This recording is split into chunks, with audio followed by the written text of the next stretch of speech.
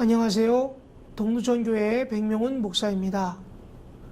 오늘은 역대상 9장 1절부터 9절까지의 말씀을 가지고 포로 생활에서 돌아온 백성들이라는 제목으로 잠시 묵상하는 시간을 갖도록 하겠습니다.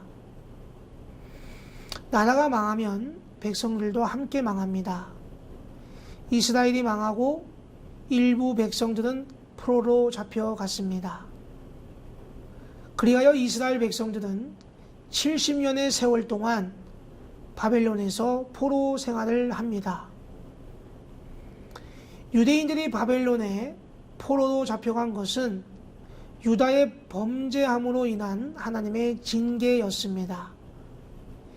기원전 605년, 기원전 586년 세 차례에 걸쳐서 바벨론에 포로로 끌려갔던 사람들 중 고레스의 칙령에 따라 기원전 538년에 1차로 이스라엘 제사장들과 레위 사람들과 느다딤 사람들이 귀환하였습니다.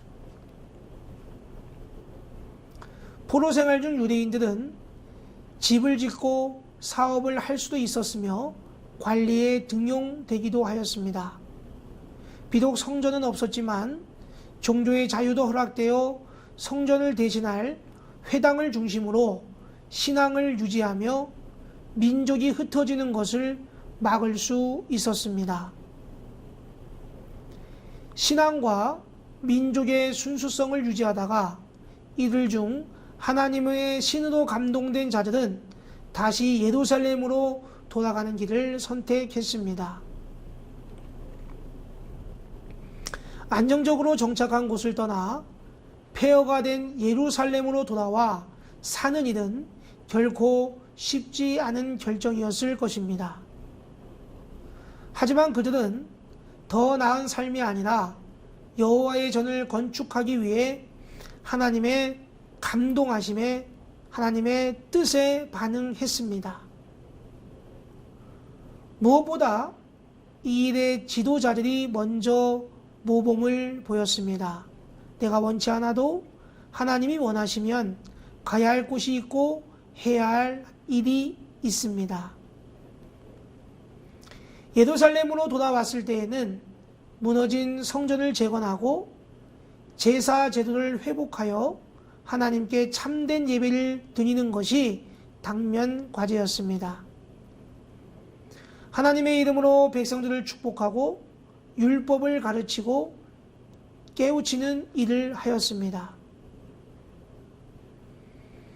백성들은 새롭게 하나님의 역사하심과 그분께 순종하는 법을 배우게 되었습니다. 부르심에 순종하는 것이 가장 형통하고 복된 길입니다. 포로된 자리에서 해방되어 자유함을 얻고 본향으로 돌아온 유다 백성들의 모습은 오늘날의 성도님들의 모습과 같습니다. 즉 죄의 세계에서 해방되어 구원의 은총에 감사하며 하늘의 본향을 향해 나아가는 우리들의 모습과 동일합니다. 우리는 돌아갈 본향이 있기에 이 세상에 너무 집착하지 말고 살아야 합니다. 우리가 범죄하여 하나님과의 교제가 단절되고 절망만이 남았을 때 무엇보다도 먼저 하나님의 말씀을 찾아야 합니다. 징벌은 또 다른 희망을 내포하고 있습니다. 징벌이 하나님께서 왔듯이 위로 또한 하나님으로부터 오는 것입니다. 이 시간 오늘의 말씀을 기억하고 삶에 적용할 수 있도록 세 가지의 기도 제목을 드립니다.